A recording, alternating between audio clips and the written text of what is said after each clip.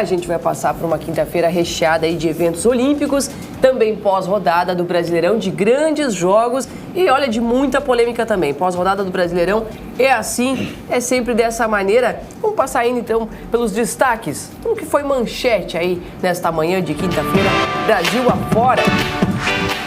Quinta-feira, 25 de julho. O Flamengo venceu o Vitória com mais um gol no fim, é a manchete do Globo. Vitória importante de um Flamengo que não foi assim tão brilhante, mas conseguiu pontuar e diminuir a distância para o líder do campeonato, para o Botafogo. O turno do Campeonato Brasileiro, e a gente não pode dizer que o Botafogo é o vencedor do teórico primeiro turno, porque o Flamengo, com esse jogo adiado que tem para fazer, o jogo contra o Internacional, o jogo válido pela 17ª rodada, se o Flamengo vencer por 2 gols de diferença, o Flamengo, estamos vendo a tabela aí, ó, o Flamengo chegaria aos 40 pontos e igualaria o Botafogo no saldo de gols, mas ultrapassaria o Botafogo no número de gols pró. E aí terminaria o turno em primeiro lugar. É algo que não acontece já há alguns anos. Acho que a última vez foi em 2019. Totalmente, né? O Inter, em tese, né, se vencesse os 5 jogos que tem a menos, iria para 34 e ficaria no G4. O Flamengo vencendo por 2 gols de diferença, ele iguala o Botafogo, a marca do Botafogo no saldo de gols, 15-15, mas ele passa o Botafogo no número de gols prós, que é o segundo quesito para desempate, né? Mas, enfim... Na parte de baixo vence, geralmente quem está competindo ali a posição também vence, aí fica tudo embolado por ali, né? Mas eu acho que na parte de cima vai ficar entre os 3. Botafogo, Flamengo e Palmeiras? Eu não consigo imaginar alguém que vamos, porque olha só. Sabe quem? Eu também imagino. Cruzeiro. O Palmeiras. Mas olha, o Flamengo, ele completou ontem, ele conseguiu ontem a 11ª vitória do time no Campeonato Brasileiro. Dessas 11 vitórias, 7 foram por 2-1. Jogos apertados e contra adversários de meio de tabela. E sem jogar bem. E sem jogar bem. E outra coisa, dessas 7 vitórias por 2-1, 4 foram conseguidas com um gol salvador, faltando menos de 2 minutos para o final do tempo regulamentar, como o de ontem, que foi aos 90 minutos. Então, assim, isso me deixa inseguro. Como você abriu o seu comentário, perfeito. O Flamengo não está jogando o que se esperava. Sim. Você olha para o elenco do Flamengo, você esperava um futebol melhor. O jogo foi 2-1. No finalzinho, o Flamengo venceu aí esse jogo. Vamos ver os destaques aí de novo. No fim, é a manchete do Extra. Porque não foi, assim, um desempenho naquele nível que o torcedor imagina, mesmo com o retorno de Arrascaeta, mesmo com o retorno de peças importantes. Um jogo um pouco lento do Flamengo também, né, Aiello? Um pouco não, né, Jéssica? Muito lento, muito lento. E não foi só no jogo de ontem, não. Eu tenho percebido isso. O Flamengo tem jogado mal o primeiro tempo dos jogos. Acho que quando eu falo mal, eu estou me referindo à questão de intensidade, de dinâmica do jogo. E aí eu não sei até que ponto, eu não sei se até mesmo a comissão técnica do Flamengo estaria disposta a falar de uma forma mais ampla sobre isso.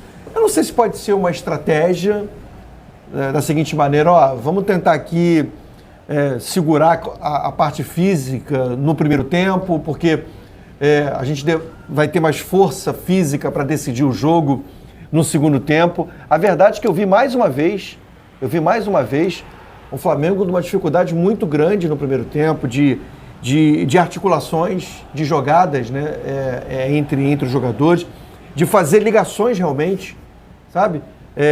O Flamengo, de certa maneira, com dificuldade de ligar a defesa, meio campo e ataque. Então, o segundo tempo foi um pouco mais de intensidade, mas ao mesmo tempo um Flamengo também com uma queda muito grande, né, de qualidade física no jogo. Então, eu acho que o Flamengo fez mais um jogo com uma dificuldade física no primeiro tempo. Eu mencionei já aqui. O Arrascaeta, o De La Cruz voltaram ao time, mas não estavam de férias não, gente. Eles não voltaram ao time descansados, voltaram ao time desgastados. O retorno deles é importante. Será que não é exatamente isso?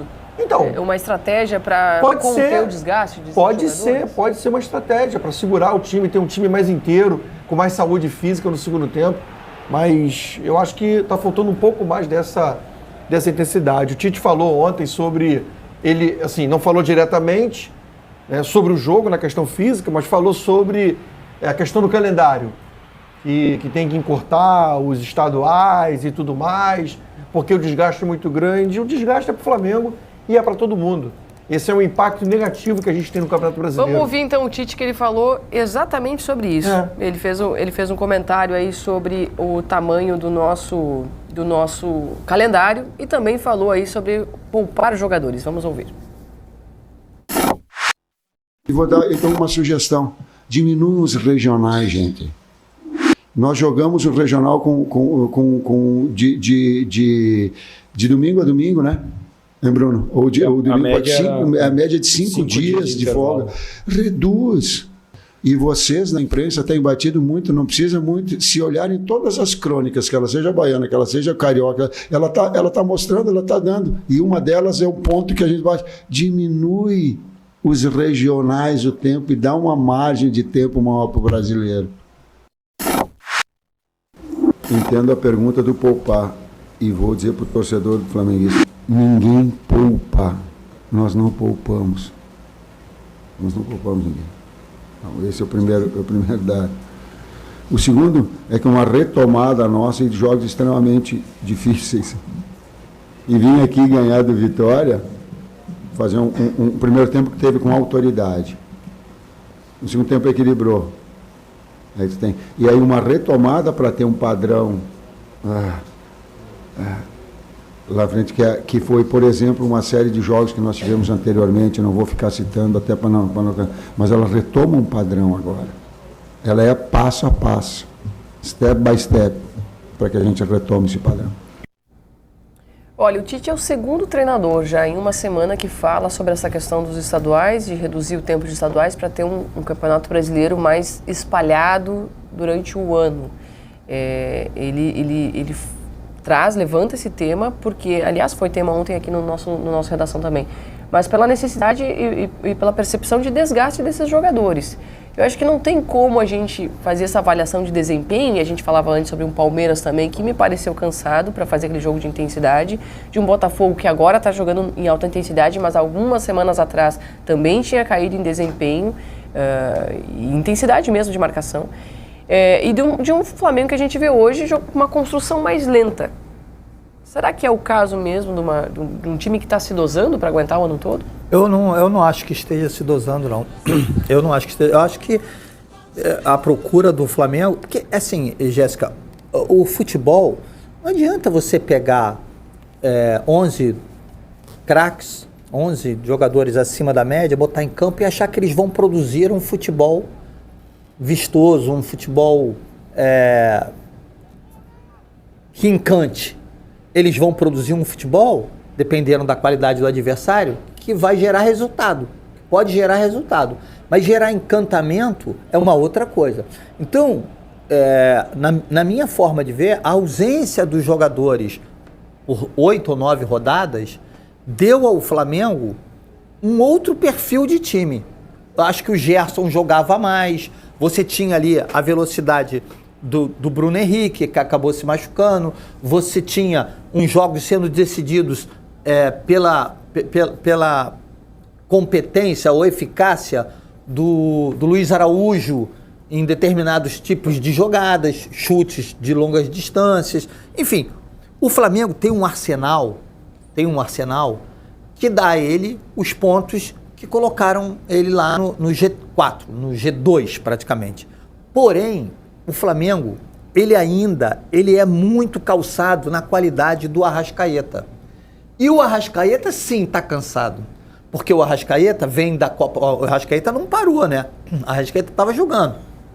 Já é um jogador com histórico de contusão, de lesão no pubis, que é uma coisa ainda mal explicada. Uma hora tem que parar para operar, não, outra hora vamos fazer o tratamento convencional. Mas você vê que as grandes jogadas do Flamengo, as jogadas ofensivas, elas nascem nos pés do Arrascaeta. e às vezes nascem e são concluídas pelo Arrascaeta.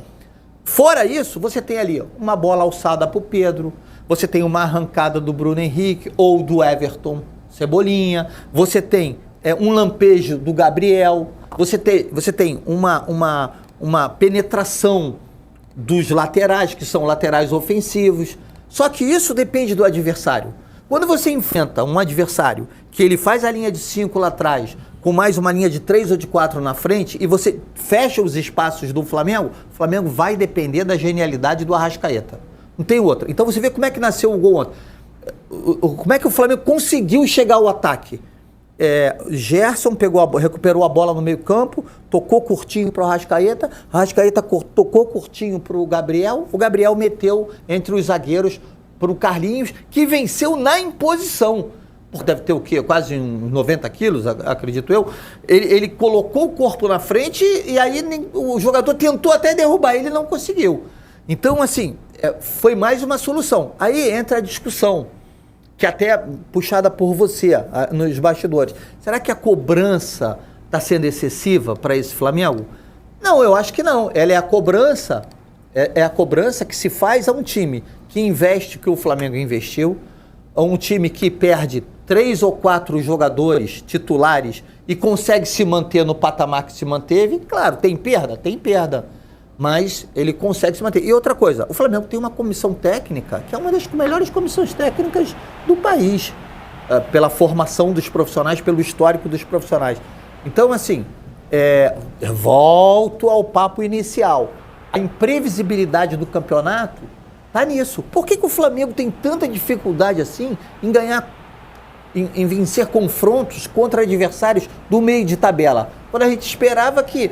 É difícil jogar no Barradão contra o Vitória? Dificílimo. Pressão da torcida, não sei o quê. Mas se você olhar no estádio ali, o Flamengo tinha quantidade de torcedores suficiente para se sentir um pouco mais confortável. Mas o Flamengo sem a Arrascaeta, De La Cruz, foi um Flamengo que teve uma outra forma de jogar. Sim.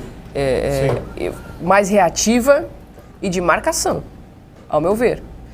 Foi um Flamengo que conseguia ter dependia mais de uma transição ofensiva mais rápida, fazia uma construção mais rápida das jogadas. Com o retorno de Arrascaeta e De La Cruz, é natural que a gente veja um Flamengo que tenha mais a posse, que cuide melhor da bola. Mas se é um Flamengo dependente, Gilmar, na sua opinião, de jogadas individuais para conseguir transpor uma defesa, então tá faltando ideias. Eu não sei se pode classificar dessa forma, faltando ideias. Eu não sei. Eu acho assim, ó. O Jorge Jesus dizia que por um técnico de futebol, a parte defensiva é 70% do técnico, 30% dos jogadores. Na parte ofensiva, esse percentual quase que se inverte, diria ele. Ele classifica os 60% dos jogadores, 40% do técnico. Porque tem um momento, Jéssica, que por mais que você ensaie a jogada, ali quando chega ali na entrada da área, quem define é quem está em campo, é o jogador. Quem joga é o jogador. Quando você chega ali naquela linhazinha ali, por mais que você esteja bem ensaiado, por mais que você tenha um cardápio de jogadas, quem define é o jogador. É a eficácia, é a eficiência, é a genialidade. Então, assim, isso falta, a meu ver, o Flamengo, o ataque, as peças de ataque dele não são tão geniais quanto as peças de meio campo, por exemplo. O Flamengo... Mas aí então a gente vai falar que falta grupo ao Flamengo. Não é que falta grupo, Jéssica, é característica do grupo. Mas será que Pedro, Cebolinha, Bruno Henrique, Luiz Araújo, o próprio Gabigol... Excelentes jogadores, mas genial é outra coisa. Por exemplo, o Pedro. O Pedro é um jogador... O Pedro é um dos melhores finalizadores que nós temos no Brasil. Sim, concorda comigo? Sem dúvida. O Bruno Henrique é um dos melhores segundo atacantes que nós temos no Brasil. Ele informa, o Bruno Henrique, ele tem velocidade, ele tem bola aérea, mas ele não é aquele jogador que vai pegar a bola e sair driblando todo mundo. Ele precisa de espaço, ele precisa de coordenação, jogadas com coordenação, mas ele não pode nem entrar nessa discussão porque ele não está jogando. O Cebolinha é um jogador que precisa de espaço. Qual é a jogada do Cebolinha? Ele pega a bola na lateral e tenta partir em facão, levar para o meio, tentando o chute ou aproveitando um rebote. Essa é a jogada do Cebolinha. Como é que a maioria dos gols do Gabigol nas últimas temporadas dele pelo Flamengo, as 2, 3 últimas temporadas? É o Gabigol fazendo gol de pênalti ou o Gabigol empurrando uma bola que sobra para ele na área. Essa jogada. Então, assim, não são jogadores... Mas a gente tem que comparar o Flamengo, realidade Agora, de elenco, com o resto do país. Sim, claro. E é o melhor, ou Sim. pelo menos o top 3 dos elencos do Brasil. E fundamental por quê? Porque tem Arrascaeta, Gerson, De La Cruz, que são jogadores que têm qualidade, que se aproximam ali, você classificar de jogadores diferente, fora da curva, não vou chamar de gênio, mas fora da curva, com qualidade fantástica, para colocar a bola para esses caras concluírem. Para abrir um jogo pela lateral, para abrir espaço numa defesa pelo centro. Mas aí isso não é ideia de jogo, como a Jéssica mencionou, porque não, mas assim... eu acho que ele tem a ideia, mas só que nem sempre você consegue fazer com que essas ideias sejam... Você tem a eficácia no desenvolvimento da ideia. Eu acho que o Flamengo tem uma qualidade de elenco que deveria permite ao treinador criar uma forma, várias formas do time encarar o adversário, do time jogar. E aí, assim, eu entendo. É claro que Vitória, Criciúma, Juventude e outros mais não vão jogar contra o Flamengo se expondo como Palmeiras, como o Fluminense, como o Atlético Mineiro, porque não tem a qualidade... Por isso que eu acho que não tem como ser genial em todos os jogos. Sim. Quando eu falo da cobrança. Eu entendo assim, pode ser que tenha algo que está faltando de ritmo de jogo para ser um Flamengo que troca passes com mais envolvimento. Concordo. Mas hoje em dia é difícil você ser genial contra defesas que fazem uma linha de 5 que se colocam lá atrás. Porque todo mundo hoje... tem pelo menos um treinador que sabe preparar uma boa defesa. É óbvio, você tirar o espaço é muito mais fácil. Você montar um time em que tira o espaço do adversário não é de um grau de dificuldade muito grande. Mas aí é aquela história. Se você tem a capacidade de ter o melhor elenco, se não o melhor, mas o segundo melhor elenco do futebol brasileiro, ou um dos melhores, porque a gente aqui não vai discutir agora se é o Flamengo que tem o melhor elenco. Mas se tem uma capacidade de ter um dos melhores elencos, gente... O treinador precisa. E eu acho o seguinte, tá? Por exemplo... Gente, é um meio-campo que tem Gerson, Arrascaeta e De La Cruz. Eu acho que, por exemplo, contra o Criciúma, para mim quem ganhou o jogo foi o Tite, tá? Contra o Criciúma. Quando ele mexe, quando ele faz a leitura de jogo, mexeu muito bem. Agora, eu não tô falando em relação a isso. Eu tô falando sobre o que eu tô vendo do Flamengo, não sei se é um cansaço exagerado. E assim, volta e meia, o Tite vai pra entrevista coletiva falar de calendário. Ontem falou de calendário, falou de não poupar jogador. Ele sempre menciona isso. Eu não sei se internamente há uma discussão lá que, assim, olha, gente, tá puxado, tá pesado, sabe? Porque jogador que vai para a Copa América não é jogador que tira férias, não é jogador que descansa, sabe? É uma competição no nível elevado. Jogador que ficou jogando aqui, por exemplo, o Gerson não parou de jogar. O Pedro não parou de jogar. São jogadores aí que talvez que mais jogaram hoje no Flamengo, ou que mais tempo ficaram, mais jogos ficaram até o final da partida. Então, de certa maneira, isso gera um desgaste. Mas eu acho que o Flamengo precisa ter... A cobrança em cima do Flamengo que eu faço um elenco como esse, bilionário, precisa ter várias ideias de jogo, dependendo de como o jogo se mostra para ele. O Flamengo ontem, só passando a escalação, teve do meio para frente, né? Alan, De La Cruz, Arrascaeta, Gerson, Everton e Pedro. Sim. Muita cobrança em cima do Alan também, né? Nesse Flamengo. O Flamengo que é o melhor visitante do Brasileirão, com 18 pontos fora de casa, 9 jogos, 5 vitórias, 3 empates e só uma derrota. 66% de aproveitamento. É um bom número aí, né? Acho que até a rodada passada o melhor visitante era o Botafogo, não era? Eu acho que era o Botafogo. Até a rodada passada com esse empate, eu acho que o Flamengo passou a ele. O Flamengo passou a ser. E depois da partida entre Vitória e Flamengo, torcedores do Flamengo se envolveram numa confusão no estádio aí, né? Na arquibancada que começa a confusão. Olha só as imagens. Lamentável, né? Entre torcedores, né? Lamentável. Flamenguistas, no caso. Muito triste ter visto essa confusão aí, né? Lamentável. Sabendo que sempre vai ter criança no meio, ó, tem um pai ali, ó, protegendo, ó, sentado, protegendo a filha, o filho, não consigo ver. É lamentável. É muito triste, né? Agora, eu te pergunto, esses cidadãos não são facilmente identificáveis? Com Totalmente. certeza são. Não tem biometria facial nos estádios agora? Se você for na arquibancada no próximo jogo do Flamengo, eles vão estar lá. É muito fácil identificar, né? Muito fácil identificar Claro. e punir. Falta Mas vontade. Estarão lá. Falta vontade. Provavelmente estarão lá. Flamengo com a vitória chegou a 37 pontos, vice-líder do campeonato. O Vitória na zona de rebaixamento, quarta derrota seguida com 15 pontos.